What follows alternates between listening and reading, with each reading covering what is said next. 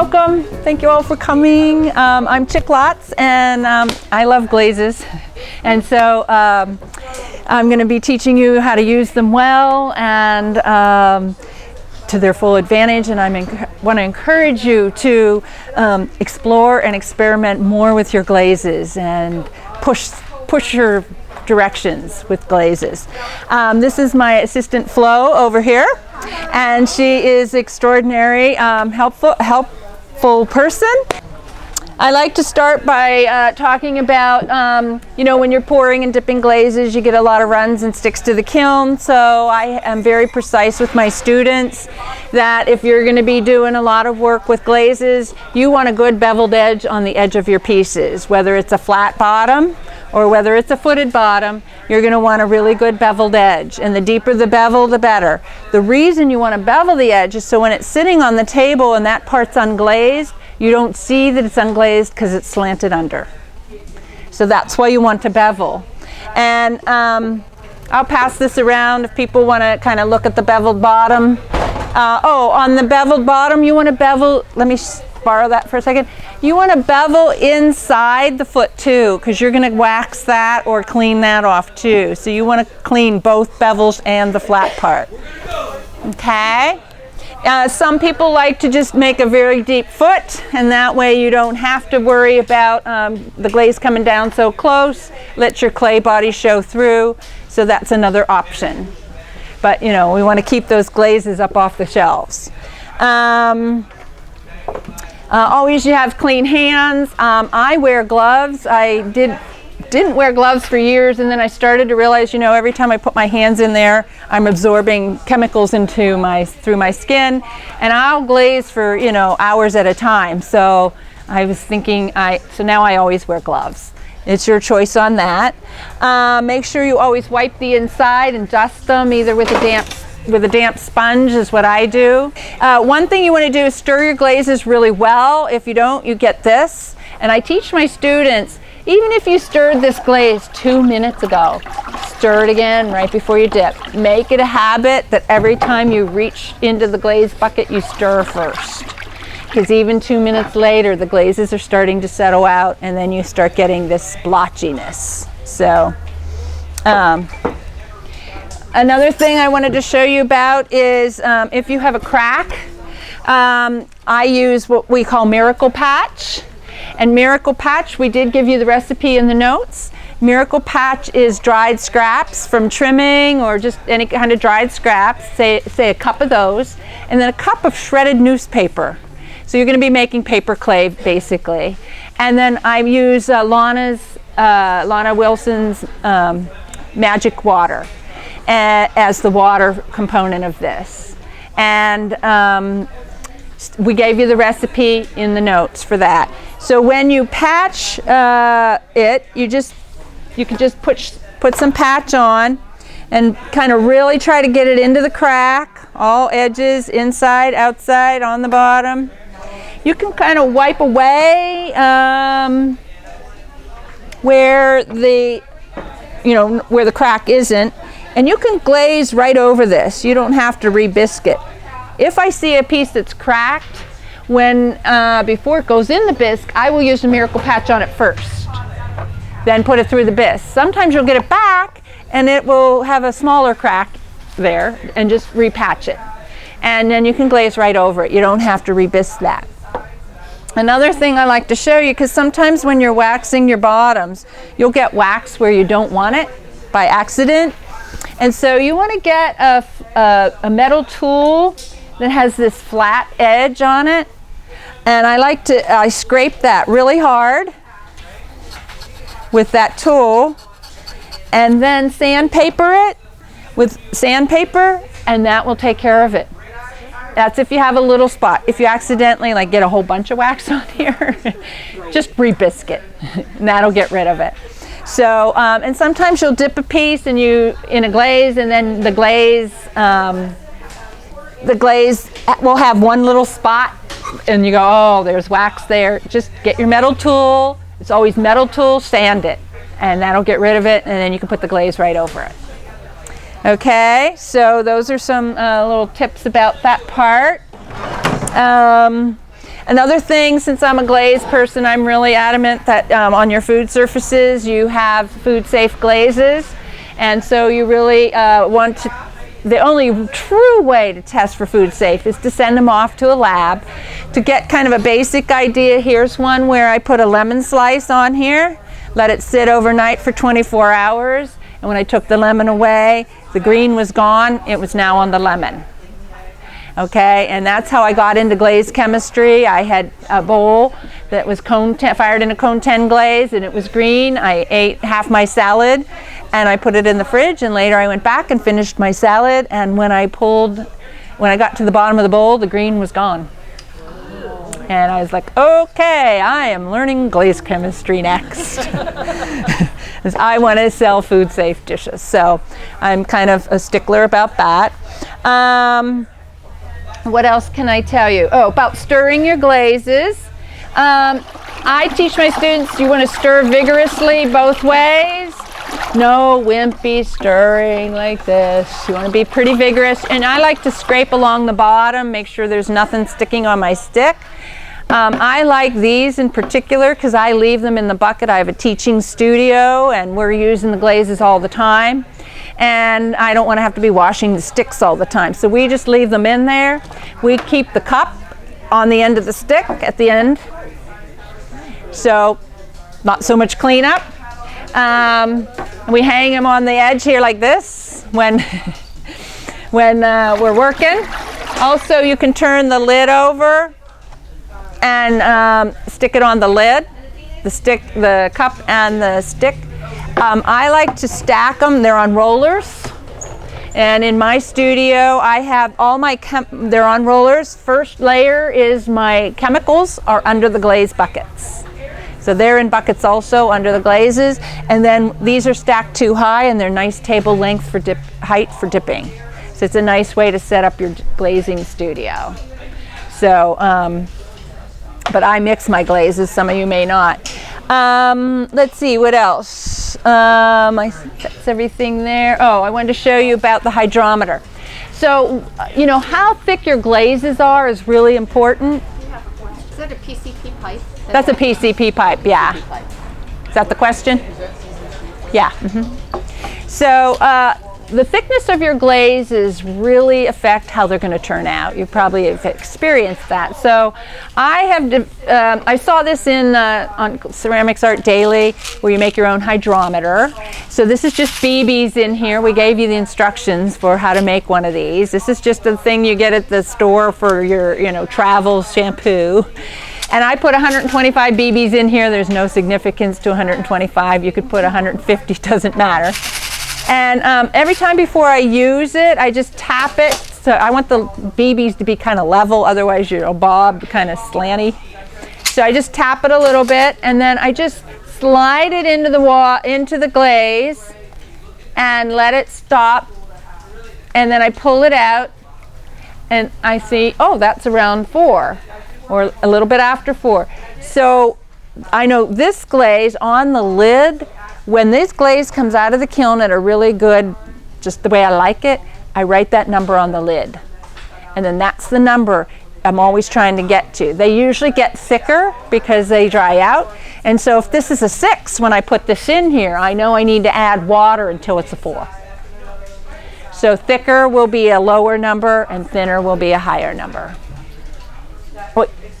Well, I guess it'll be a 6 would be thicker, 4 is thinner. Okay, some of your glazes, not all of them, will get bubbles on there. And so what I do is I take my stick and scoot all the bubbles out to the edge of the bucket.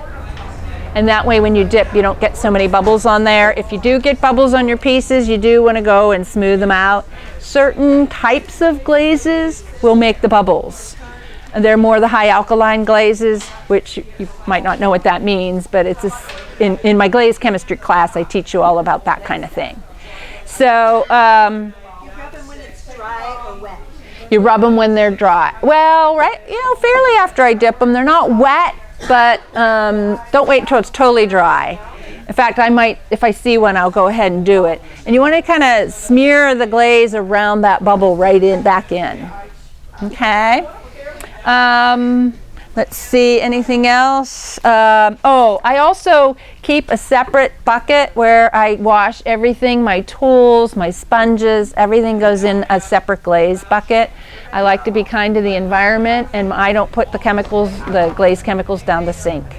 What I do is later, as this gets, it'll get fuller and fuller of glaze chemicals in the bottom, I'll siphon off the liquid on top and I make a glaze out of it.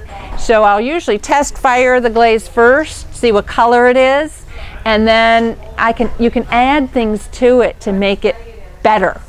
You usually get somewhere between green and brown. So my last year's, I call them mystery glaze because we don't know what's in them.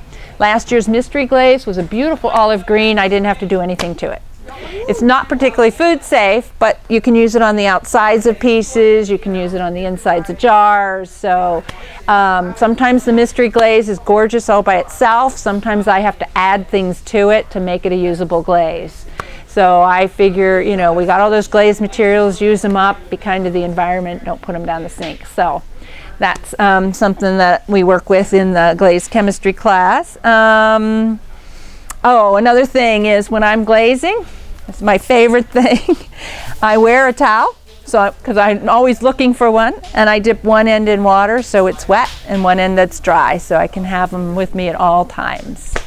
So that's a really important tip for glazers. Well, as you can see, and they're usually on the back here. So,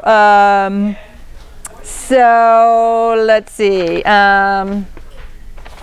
Okay, I think we're ready to start. I'm going to start down this end, and I'm going to show you different techniques for dipping and pouring as we go. And they get more complex as we go. And I have specific names for each thing, so. Okay. Let's get another bowl. And the tongs. Tongs. Do you see tongs anywhere? Anybody see the tongs? Right there. Oh, right there, okay. Okay, so the first one I'm going to talk about is where you dip the whole bowl in one color. I'll show you two different ways to dip. And I particularly like glazes that are one color when they're thinner and one color when they're thicker. And so I have this technique I call the slow pull. So I get that variation on the same piece. And it's interesting a lot on the bowls, but I particularly like it on the vertical pieces, so you can see how, you know, it's thinner up here, and as it goes down, it gets more and more green. So I call that the slow pull. So the first thing I want to show you about dipping is with the tongs. When you're going to do it all in one color, you can use the tongs. Notice I'm stirring right before I dip. So what I'm going to do is I'm going to dip, get a good grip on it, but when you go in, if you pull this up full, it's going to be heavy, which makes you squeeze the tongs more, and sometimes you squeeze right through the piece and you have a hole in your bowl. So what I teach my students is you dip in and start to pour the minute you start coming out. So you don't pull it up full. Now if the glaze isn't deep enough, like this one, I'm going to tip the bucket. So I go in this way. And I kind of left that on purpose. You don't have to do that. And pull it up and turn it over right away so the drips all run up to the top and they're not near your bottom where they're going to run and stick to the kiln. I didn't wax my bottoms. Usually you would wax your bottoms, but we didn't want to travel with everything waxed. I didn't know if it would smear and all that. So I didn't wax my bottoms. I'll have to clean them off when I get home. So these little prong holes, this is what you would do with the bubbles too. You know, when it's about this stage, just rub that in. So it's not totally dry yet, so it's movable. Just rub those in.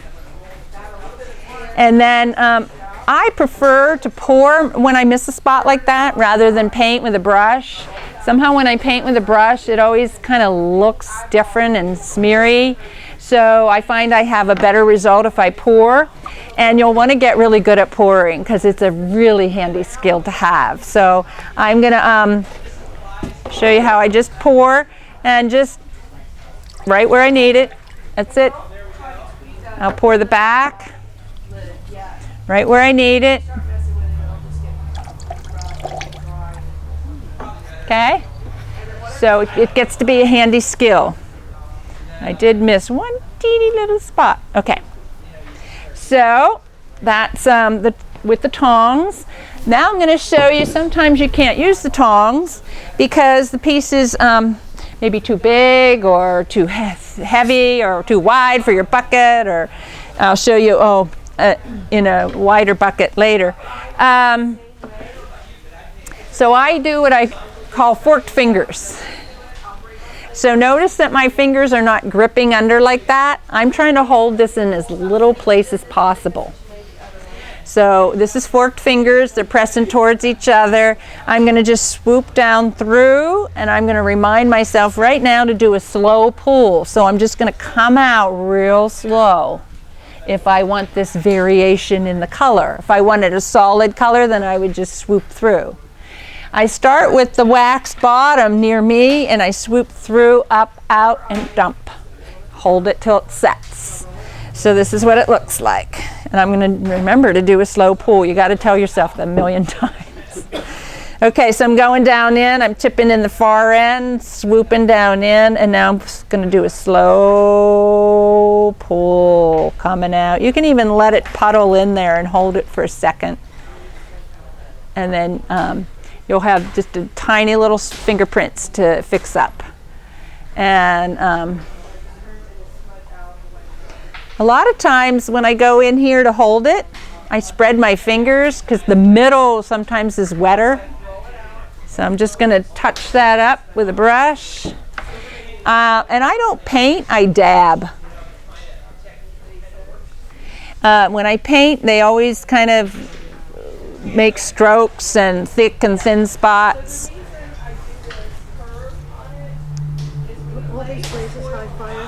These are all cone 6. I'm kind of a cone 6 glaze expert. So if you're really interested in glaze chemistry, I'm doing a class in September here. Be a lot of, it's interesting. It's a lot of information in a very short time. But as you can see, I come pretty prepared and I give you notes. Yes? When you pull out and you have a drip on the end, Mm-hmm. do you smear that out? Or do you No, I let that dry. Good question. I'm going to show you what I do with my drips. I kind of have one little drip here. Once it's dry, I take this wooden stick. I love these wooden sticks. These I get at the grocery store. They're for skewers. This is not in your notes, so if you like this idea, you're going to write them down. This is just for like shish kebabs or something. I don't know. But I love these little sticks. And I take this little stick, and once this is really dry, this is still a little wet at the moment, you can just take this and just scrape that lightly down so it's level with the rest of the glaze. That's what I do with all my drips. You're welcome. Thanks for asking that question. I forgot to tell the last group. Okay, so that's the forked fingers. So next I'm going to show you the dipping the rim. And so I've already dipped this all in one color. Now I'm going to dip the rim in a second color. It's going to go right over the first color.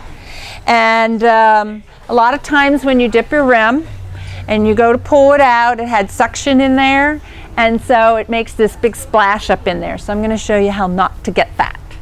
Okay, so yes. What glazes are you using?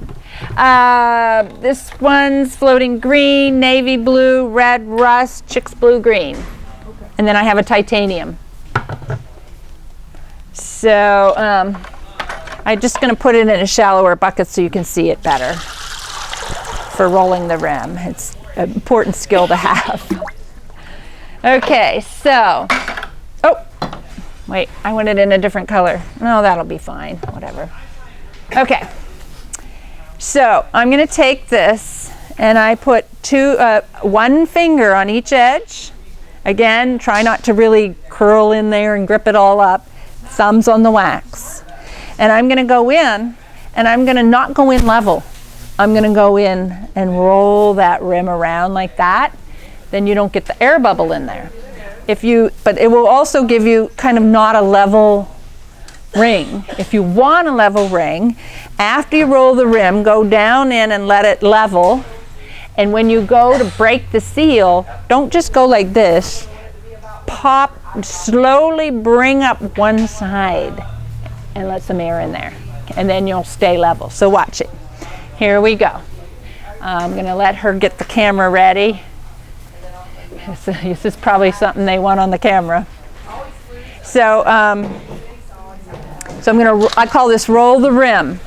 I'm going to dip in, roll that rim, trying to keep one edge out, and then I'm going to level it out and then just kind of pop that one side. So I'm going in, I'm going to roll the rim a little bit. So if you don't mind an uneven rim, you can do that, or you can just level it out and then pop one side and then pull it out. Don't just pull it straight up, you get that air pocket. Okay? So there we go.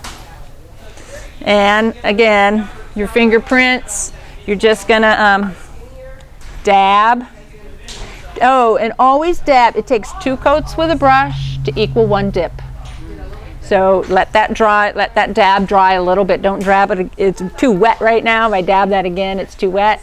Let that dry a little bit and then dab it a second time. Okay, 2 coats with a brush to equal 1 dip.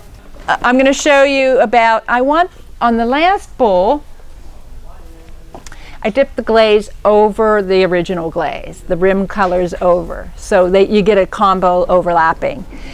On this one, I wanted the rim glaze to stay its original color. So I rolled the rim, and then I waxed the rim. Then dip the whole thing in the second color. So just roll the rim. I'm going to do that a second time so y'all can see that again. So I'm just going to roll the rim. And I don't really particularly care if mine are even or uneven or what, but whatever. Okay. Here, yeah. If I put paper on it, you're not going to get it dirty, right? No, there's no glaze on the bottom. As long as I don't drip the wax, I guess. Okay, so I always wax on the banding wheel. You can do it on your potter's wheel too. But I just like set all my pots out and I've wiped them all off, and I wax all their bottoms on the banding wheel. And I like that it has this, you know, the spin to it. And then I have this brush I particularly like. I get them at True Value hardware store. They're cheap. They're $1.49. And what I like about them is they come to a really nice point at the end. And for some reason, they do really good with the wax. And so when I wax the rim, depending on how deep you want that cut, so I want whatever I wax will stay the first color. You probably all know that part. I would usually wait till this glaze was a little drier. Now, if you want a really good line there and you're not getting a good line, dip the brush in water first. It thins the wax and you can get a better line if you want a really straight line in there. So just dip the brush in water and it just thins that for the edge. This piece here, and I call this 3/4 dip with an overlap. And it's what I teach my students first because it's the easiest way to dip. I'm gonna dip in the dark green and get this shape. Then I turn it the other way, dip 3/4, and you get this shape, and you'll have an overlap in the middle. And it's a really good way for beginners to start to see I like them to do it with all the glazes so that they can see what overlaps they like, because you'll use that information later. So here's one. I've already done the first dip. And, oh, let me pour this back in. Well, maybe I'll leave it there, okay? And then I'm just gonna dip the other one again, and I'm just gonna go 3/4. Now what I teach people to do is look inside so you can see when you're coming to 3/4. You don't wanna be dipping just like this or trying to get under there like this, okay? So just tip it so you can see in there. And you can see where your 3/4 is or however far. You might just want a hairline of an overlap, whatever you want. Okay, I missed an edge there, so I'm going to pour that. Okay. Probably check the outside, yep. Okay. So now I'll have a little overlap there and see what those do. Okay, next we're going to do what, where we start to get a little bit of a landscape scene. Okay. So I'm going to show you several different versions of this. So, I did the red rust went like this, and the floating blue did the curve, the original curve. So this one has, who would have ever guessed that this green and this red would make that? Not me. It was quite a surprise. So this is why it's kind of fun to do your overlaps. And then you can even do, add a dab on another color if you want. I said, oh, well, that's too much yellow. And I want it to kind of look more like clouds with sunshine. So, on this kind here, I do what I just did, the 3/4 dip. And now I'm going to show you how to get this angle here that the red rust was in. And I call that dip, turn, dip. So let me move this over.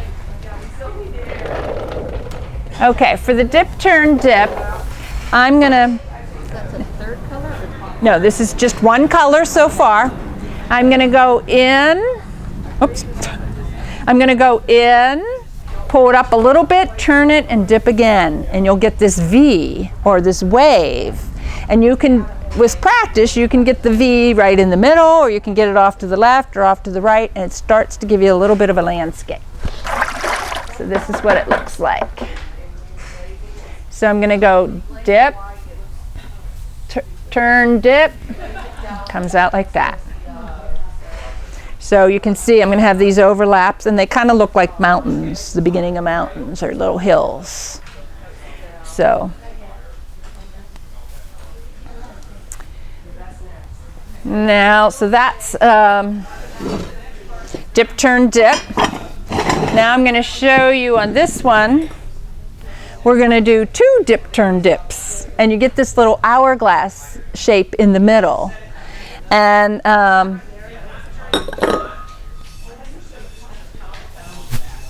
should have dipped this first. So we're going to do, let's do one of them in here, dip, turn, dip, and let that dry for a second. You're keeping that in the glaze just a little bit? Yeah, so I'm going to do the other one in here so they can see it better. So I've got this so far. You want to wait until this sets enough. You don't want to grab the other side while it's still too wet. So I'm going to dip it further down in so I'm not right on the rim. And stir right before you dip. Even if you stirred 2 minutes ago, stir again. Okay, so now I got to really cover that. So I'm going to really be watching inside. I'm going to dip, turn, dip. And we come out like that. And so now I've got that hourglass shape. If you have your V's off to the side, then it looks not so much hourglass, but more landscape. Okay. All right. So now I'm going to show you a really fun trick. Here's where we have 3 glazes that become 6 colors because they're each overlapping each other. Okay. So we've done this in the notes for you, so this has a note for you. And this is what it's going to look like. So I'm going to, I do it on, and you might want to make one of these paper plates at home just to have handy.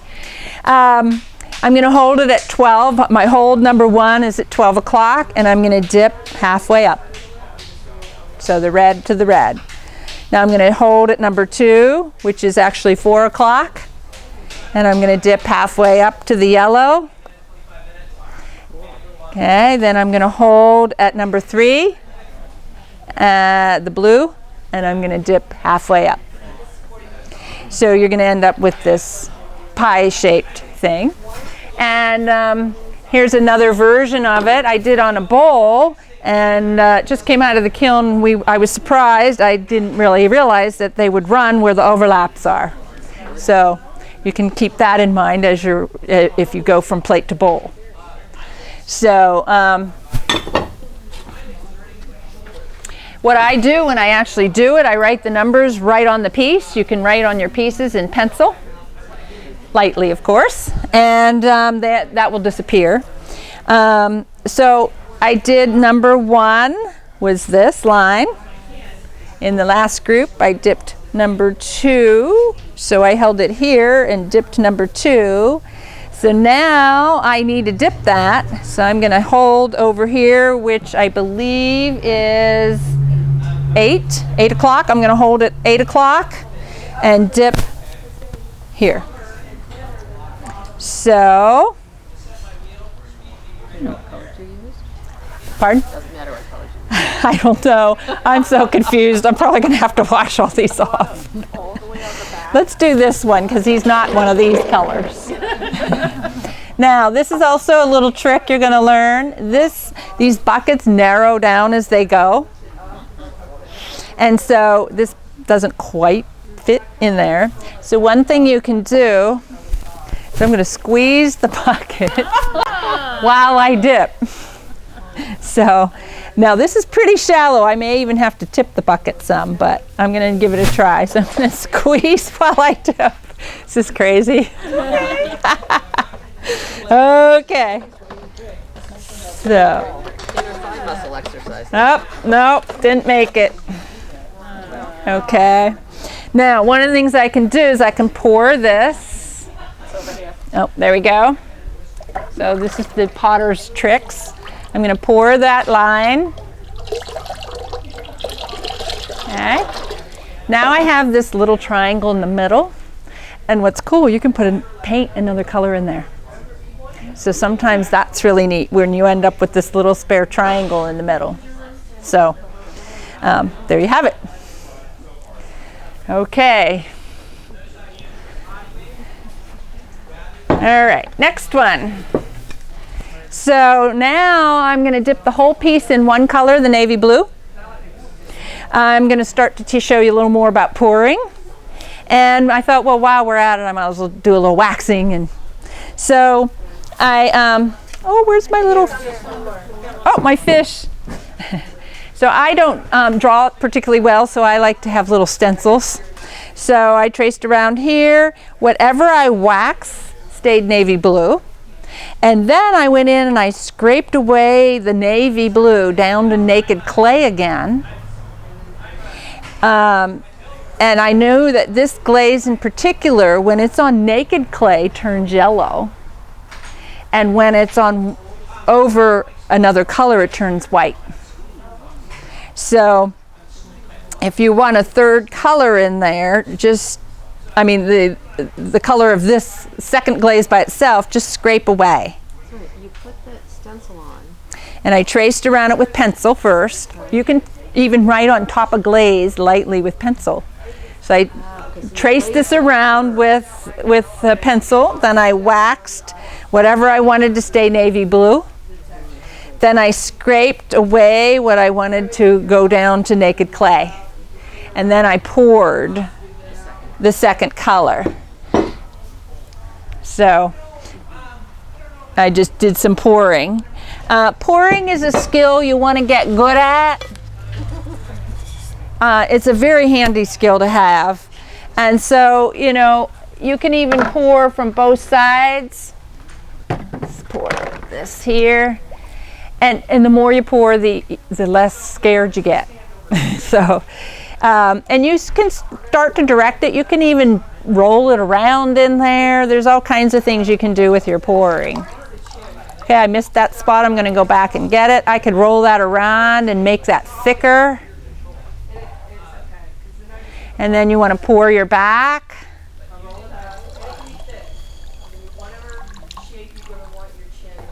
So it's a really handy skill. Practice on just regular plates and water. So just practice pouring and get good at that before you try, you know. And then you can pour even going the other way. And then you'll have a wave overlap in the middle. Or you could even pour 3 colors.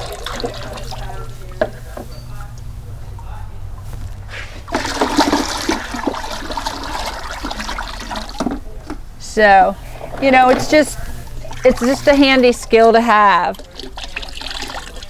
It's a little more zen. And you never, you know, look at that sweet little thing. That might come out real cool. So, practice your pouring. Oops, I just dripped in there. Not a good idea. So,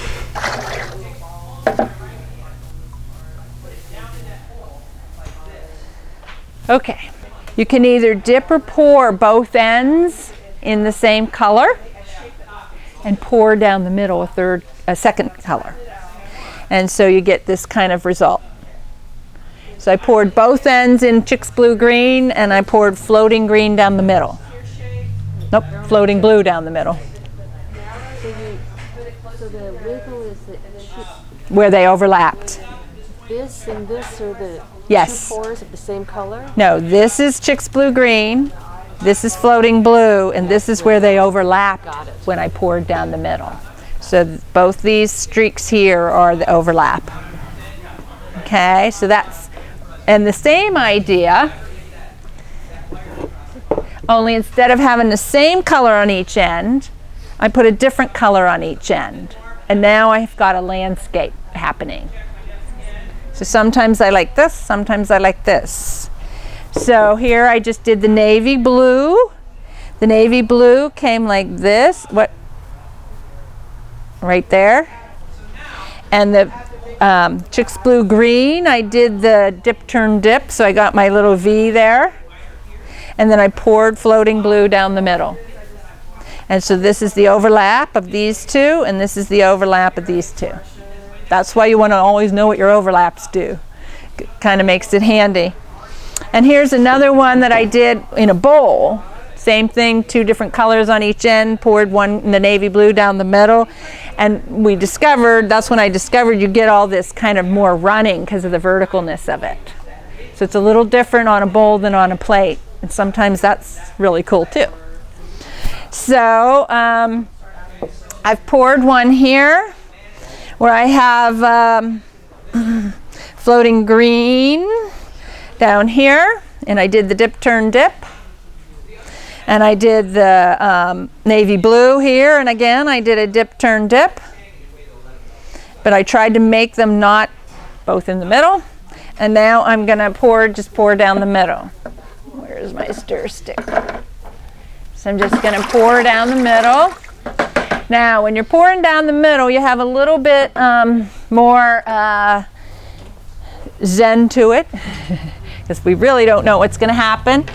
I've had the glaze kind of split into 2 streaks. Sometimes it runs more one way than the other.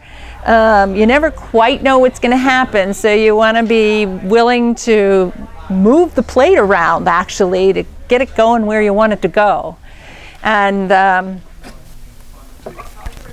so here's what it looks like. You're literally going with the flow on that. Yeah. And if you miss a spot, just go back in and pour that spot. So you don't quite know what you're going to get.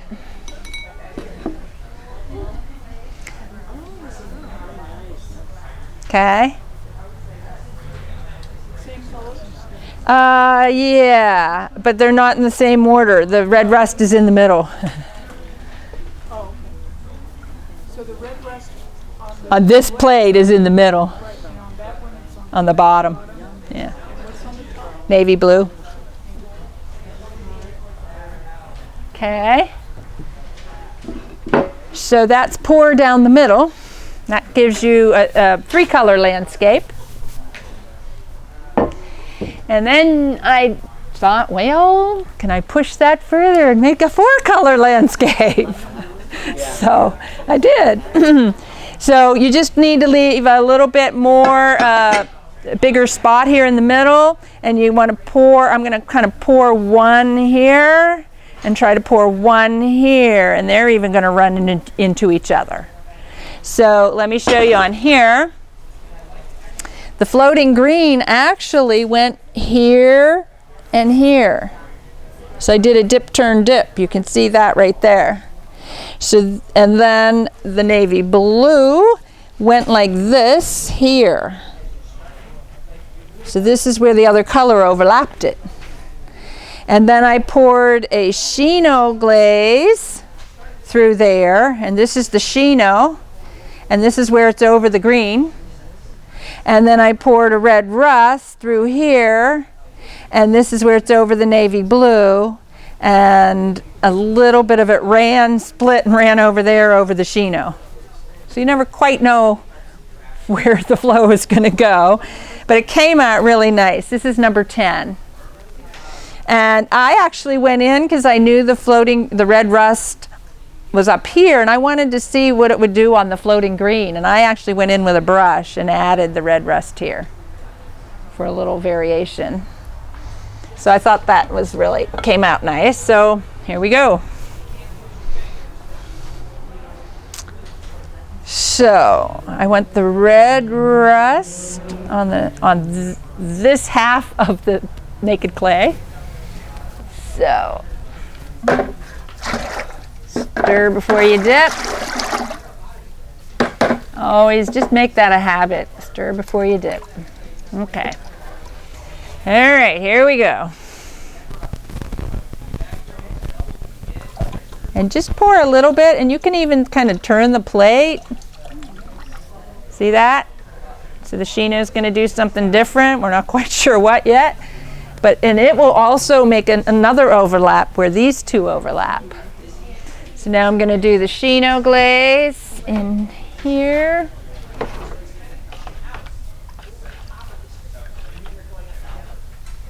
What's a Chino glaze? At Cone 6, they call it faux Chino. It's not a real Chino. So we learn about that in the glaze chemistry class.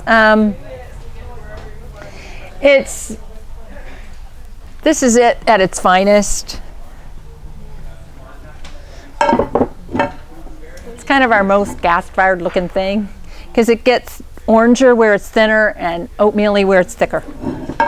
So it's kind of a fun glaze to play with. I love those that do two different things on thick and thin. They're my favorite. Okay, so I'm stirring really well. And I think Mentioned earlier about putting Chino over things, and I believe the difference is you're not supposed to do it in chrome tin or gas fire, but this is for electric.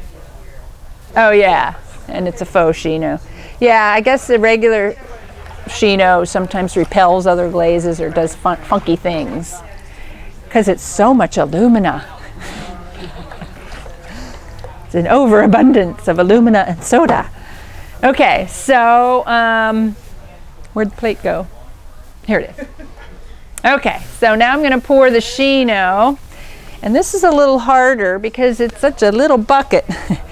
I recommend having a wider bucket to pour into.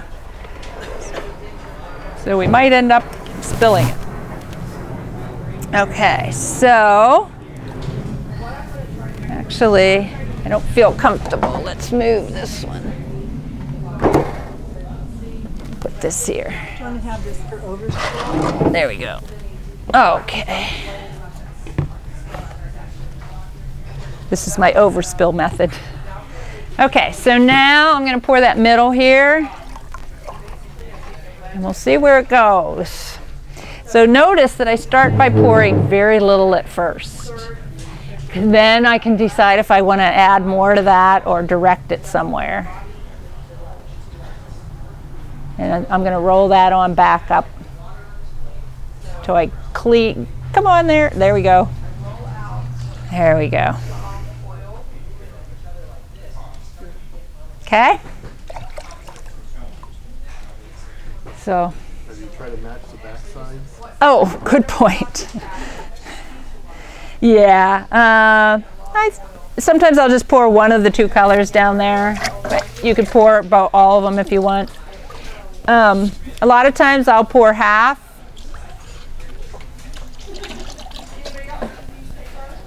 And then the other half. Oh, one thing I want to mention too. Whenever you have two glazes over each other on the bottom, that's where you really need to be good at wiping your bottoms. Because that's where they're going to run. When two glazes overlap at the bottom. So I have a really good example of that, in fact. See, there's my overlap right where my thumb is. And see how much that ran and stuck to the kiln. So you want to really make sure you clean up those overlaps.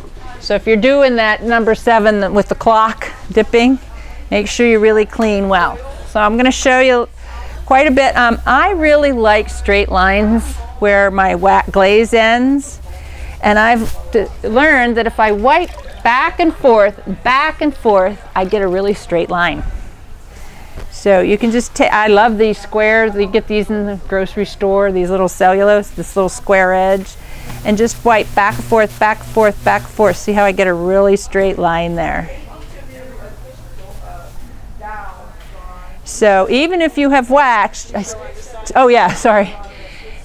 Even when I wax, I still like to get a really straight line there because sometimes your wax isn't quite straight or there's a big drip.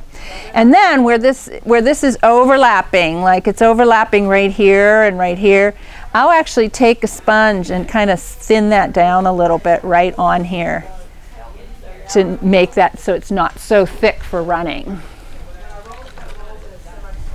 So wherever the overlap's going to be, because you got 2 layers, you can usually see when you start getting to the under layer, it'll be a different color. So here, you can start to see it's getting thin. So then I'd stop there. But, so just make sure, you know, wherever you're overlapping under there, you're wiping that up extra special. Okay. All right. So next I'm going to show you pouring in and pouring out. Probably most of you have done this numerous times. The big thing is I teach people you're going to spin, I'm going to pour it in, hold it in my left hand like this, and I'm going to spin the bottom. The trick is you want to spin fast but pour out slow. So I'm going to pour in. I'm going to hold it and I'm going to spin fast but pour slowly. So I'm trying to get all the way around. And then a lot of times I like to dip the rim in that same color and I like to do it right away. If I wait till the inside dries to do that, a lot of times the rim gets too thick and gompy and sometimes it cracks. So I'll dip it right away. And then a lot of times when I'm going to do the outside color, a lot of times I'll stick my hand in there and spread it to dip it down in. So, yeah. And I like to do the inside first. So if I drip and run and make a big mess on the outside, I can sand that off. When I sand, I always use this guy. He's another favorite tool of mine. So I'll just sand that. If you keep, or you could use a very damp, dry sponge. But if you get this too wet and then you go to dip, it won't really suck in as much where you wiped, where it's still wet.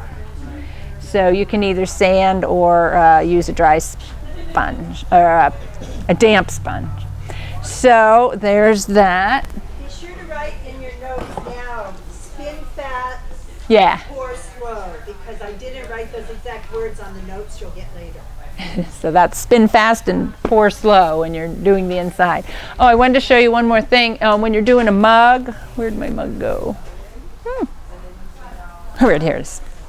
When you're doing that with a mug, when you're going to go pour it out, the handle's always your problem. So I start with my thumb at the handle, and I spin and let this finger slide right over that handle.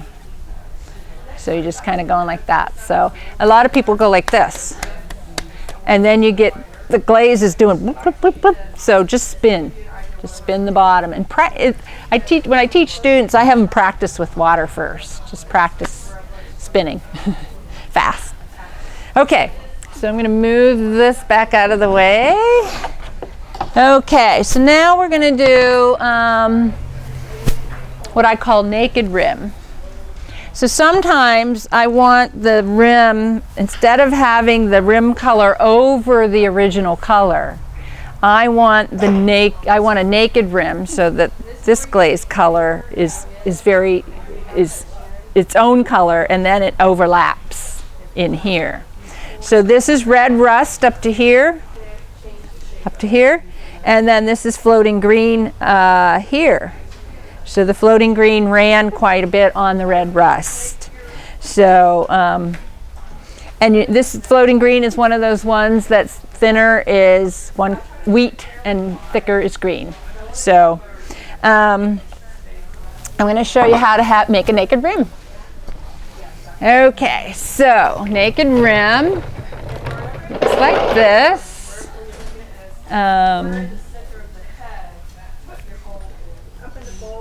Oh, there we go. Okay, naked rim. So what I'm going to do, I'm going to pour the glaze in.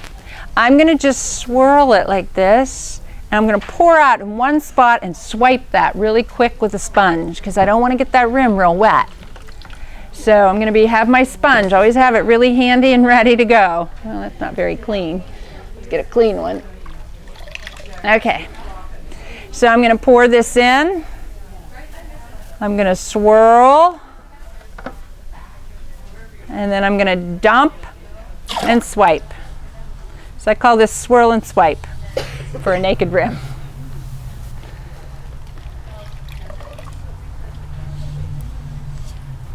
Make sure your sponge isn't sopping wet. Okay, and then for the outside, I want to I want a naked rim on the outside too, but I can't see under there. So I use my fingers. So I'm going to put right as far as how high I want to dip, and I'm going to dip till the glaze touches my fingers, and then I know I've gone far enough. So stir before you dip. I just realized.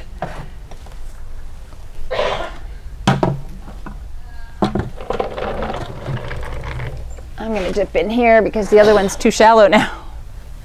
Okay, so I'm going to stir before I dip. That way you guys can kind of see it better.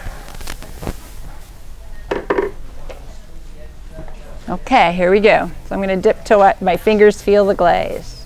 Okay. All right, now I've got a naked rim inside and out. And then I'll do that, roll the rim again in the red rust. Stir right before you dip. Usually I'd have his lid sitting here, and I'd sit this on there. Okay, so again, I didn't wax because I just didn't know what the wax would do in a hot car on the drive. We're from Grass Valley, so we came quite a way. We came down yesterday, stayed with Barbara Brown. That was very nice. Got to see her wonderful collection. Okay, so I'm gonna, one finger on the rim. Whoop, I made a mess in there. Thumbs on the rim. I'm just gonna go in and roll that rim.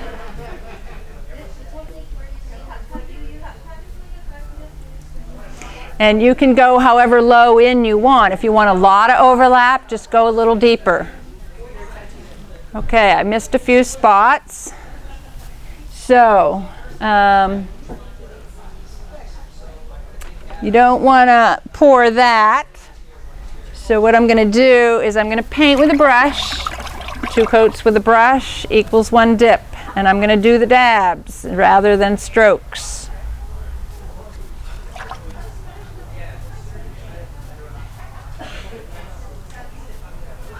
Okay. And the second round I can put it on thicker and have a little bit of a stroke to it. Get it a little more even. There we go. Do my fingertips. Okay. And then I know these 2 glazes run a lot like that, so it's really good to know what all your glazes do over each other. Okay, how are we doing on time? We have about a half hour. Oh, good. I think that's better than last time. Yeah. Okay, so this I call scrape the rim because we want it all in one color. But I didn't really want a big yellow band. I just wanted a very kiss of yellow on there. To me, this is kind of like frames your piece, you know, like a picture frame. So I'm going to dip the whole thing in one color. So that was dipped all in yellow first? No. That was dipped all in. That was dipped all in Chick's blue green. Okay. All in Chick's blue green. Then I scrape the rim, and then I dip the yellow. Okay.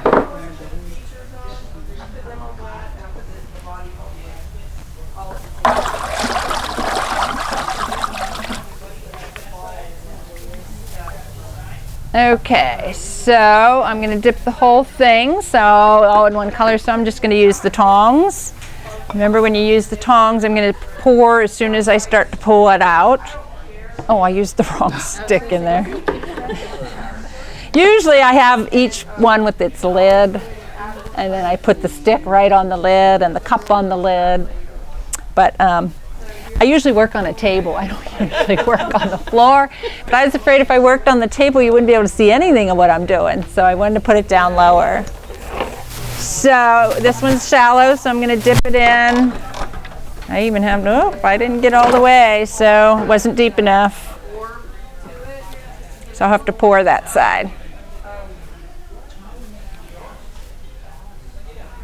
Okay. Always grab it where it's going to be dry. Yeah. So get that pouring skill down, Pat. You know, easy, I just kind of swooped on through there.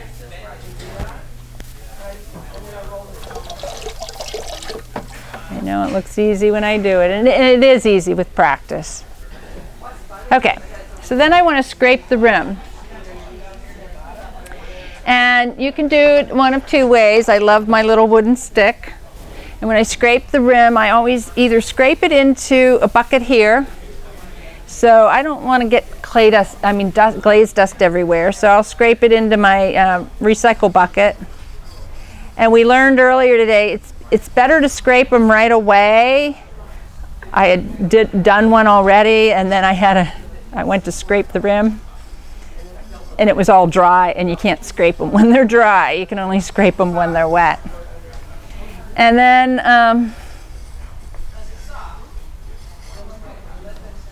I like to use this little green scrubby and really clean that back off once I've scraped it. Another thing is you can use a credit card to scrape, or your gift cards after they've been used. My students are always bringing those in to me. So you can scrape the rim with that too. But you want that rim pretty clean if you're gonna dip it again. And that's why I do the scrubby, because it gets all the rest of it off there before I dip the other color. If you use a sponge, you can use a sponge, but then you have to let that rim dry because it's so wet. And it won't really, the second color won't really suck in very well.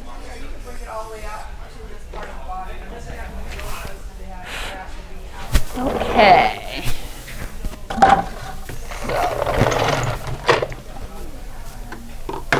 Stir before you dip. I'm gonna just kiss the glaze this time. Actually, maybe I should use this one so you can see me kiss the glaze to the rim.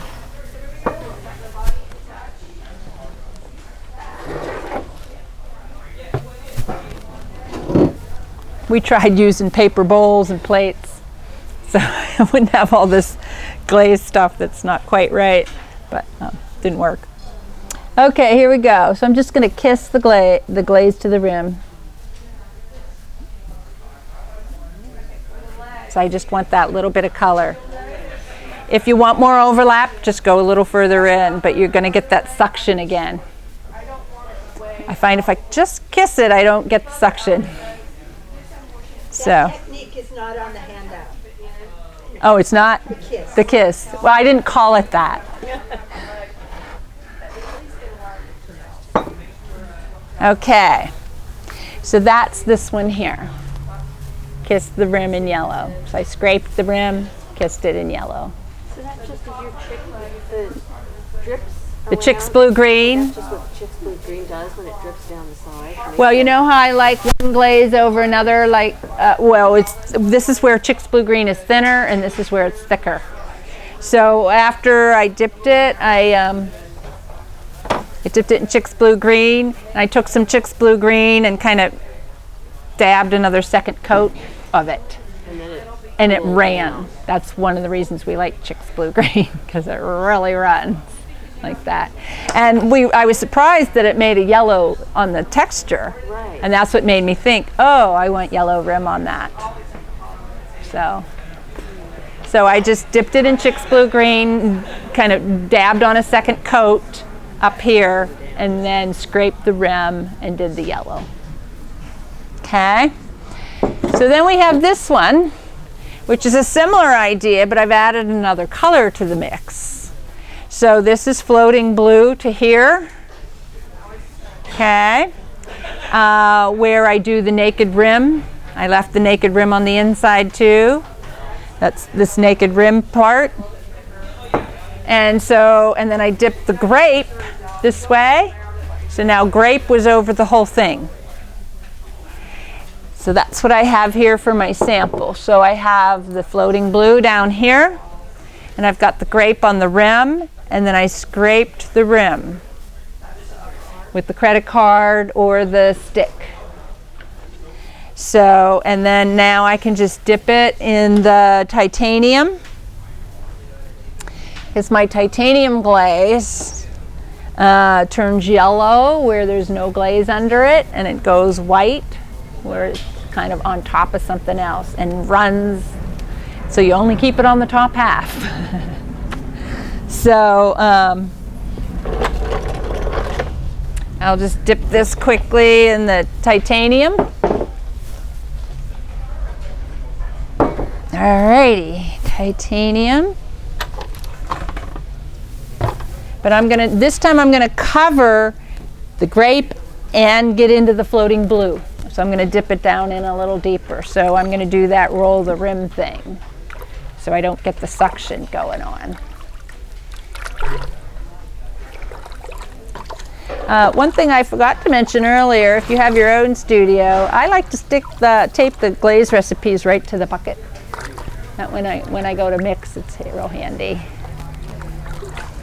Okay, here we go.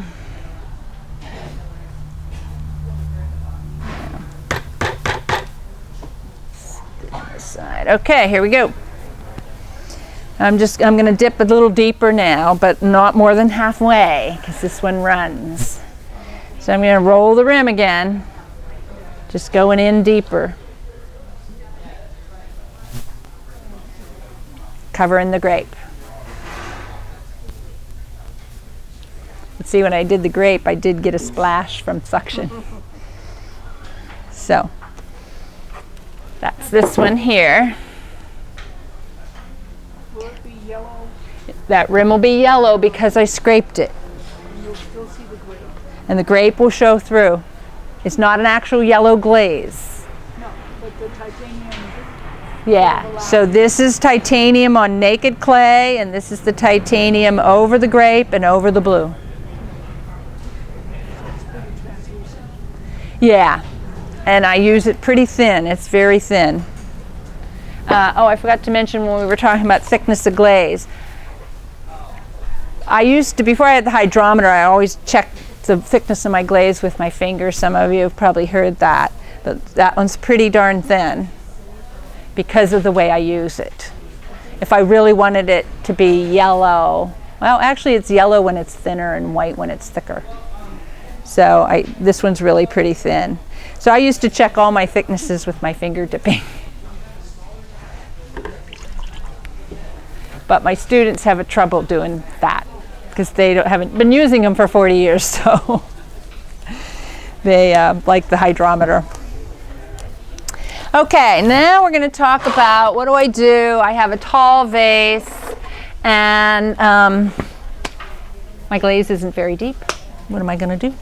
A lot of times when you put a glossy and a matte together, you get a lot of action going on. So I do like that a lot. But I make a lot of dinnerware, and mattes are not food safe in general. So I don't use them on the insides of things. So, but you get a lot of action when you put a glossy and a matte together. Not all the time, but some glossies and some mattes will do this, which is really a nice feature. But yeah, I do have some matte glazes, but all the ones I brought are glossy. I start my students, they don't really get to use mattes for about a year because mattes are harder to dip and pour. They show every drip, every run, every fingerprint. They are harder to use because in the glossy, a drip or a run will melt out, but on a matte they won't. Okay, so if your glaze is not deep enough, you want to dip this, and the glaze in the bucket's only this deep. What do I do? So you get a small, narrow bucket that the piece will fit into. And so now when I pour the glaze in here, it doesn't even need to fill this. It could just be up to here. As I put this in, it's going to displace, and that's why this bucket's here underneath, because I learned the hard way that I needed a catch bucket. So I'm going to stick that down in and glaze that piece. And then I wanted to show you this. I also have a technique called the jerk. So this piece, for example, I have a teal glaze, and I dipped it teal all the way up. And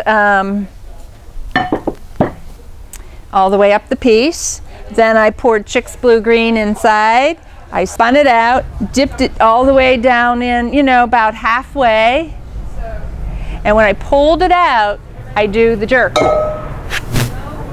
Because it's so wet, because this is wet, that's wet, that this really will kind of run down and give this almost a second dip without having to give it a second dip. If I gave it a second dip, it would be so thick up here on this rim, it would be a big mess. So I dunked this down in Chic's blue green, pulled it up, and did the jerk right away. Yeah, it kind of forces that anything that was coming off of this kind of now is coming back down it. So I just call that the jerk. So, okay, so that's if you want that kind of result.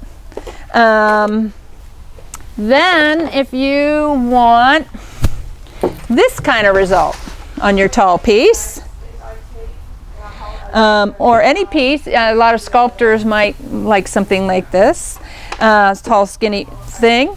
I could put it in sideways and then dip the other way and get that kind of, so I'm going to not go even, I'm going to go not even, so I get that slant. So it's kind of a nice result. So I'm always in the thrift store looking at what are their odd shaped containers for dipping. So there you go. All right, so that's the dipping the pieces that are too tall. Let me, while I'm on that subject, what if your glaze is too shallow and you have a big bowl or a big platter? So I love this bin. These you get at the grocery store in the summer. This is for putting your ice in when you have a party and you stick all your Coke cans in here or your beer or whatever. So the reason I like this, as you already know, it's a squishy. So I have this oval plate. And I need, you know, I don't have a container I can put it in. I want it all in one color, so I can roll the rim. I can squish. I can either just roll the rim. If I want to do that, I can squish it so I can get the whole thing in. Sometimes it's helpful to have a friend for squishing when you're doing the big ones. You can kind of scoop on through. Okay, and if the glaze is too shallow, like say you have a deep bowl, let me grab the blue bowl. Where'd the blue bowl go? You were using it. Yep. So if your glaze is too shallow, and you have a bowl, you just keep the rim in all the way around. So pretend this is really shallow. Well, maybe I'll just dump some out. Where's the bucket? Here he is.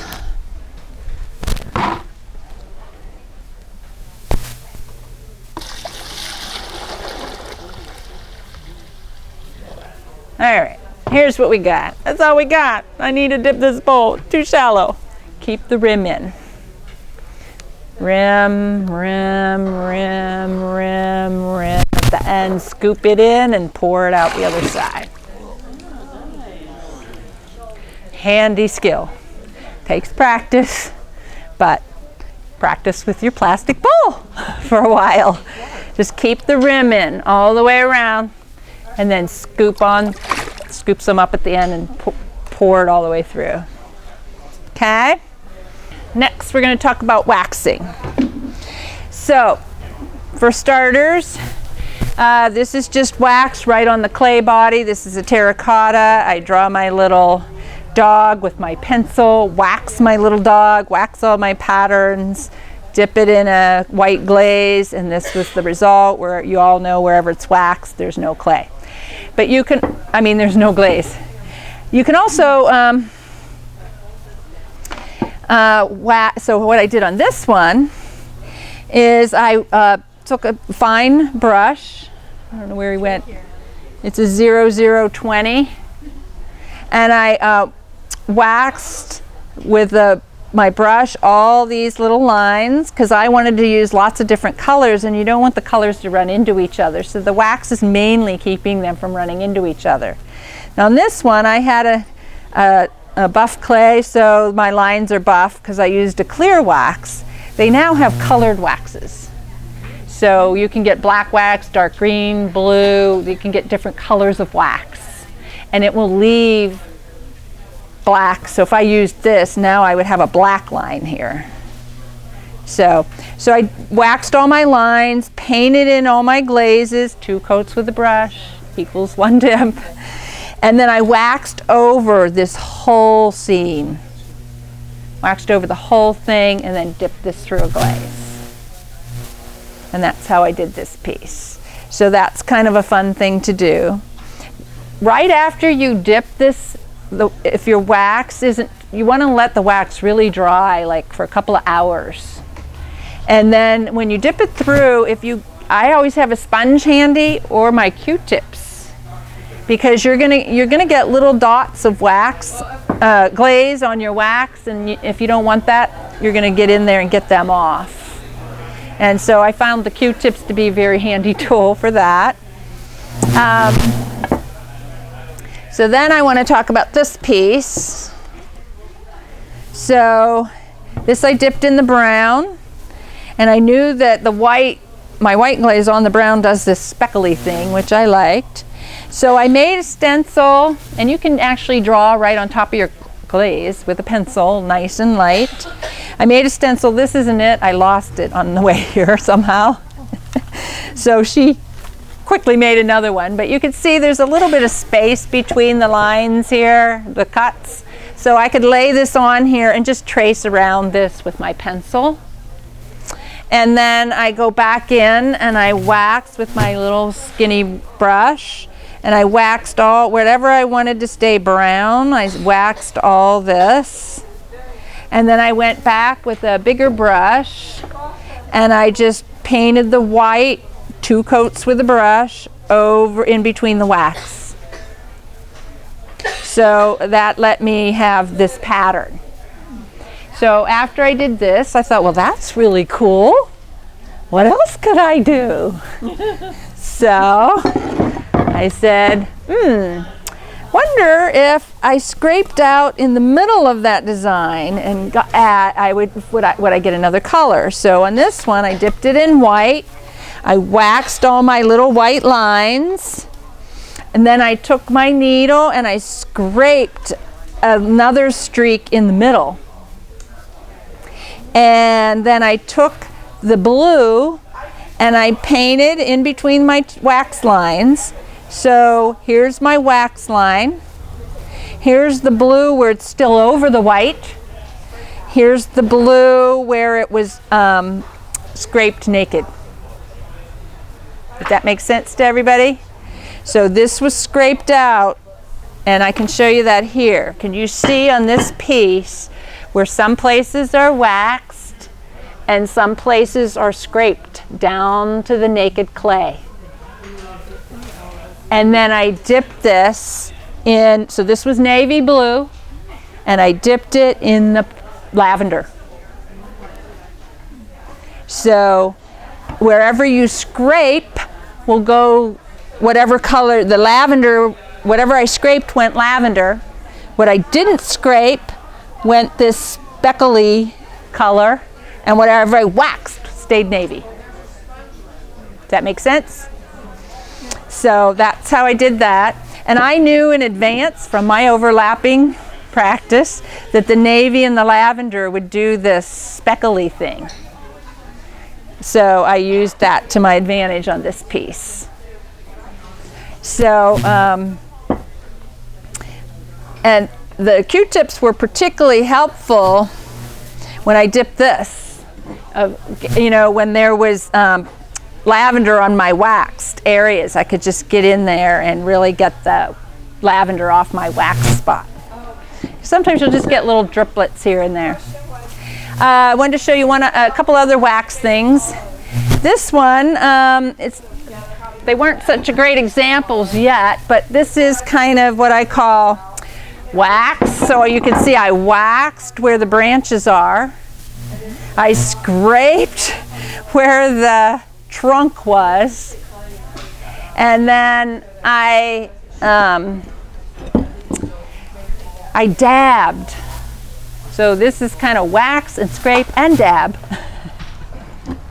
So I dabbed the red rust on top of the green, and so my branches stayed green, and I painted the red rust here for the trunk. And then I dabbed some white on this one to make clouds in the sky.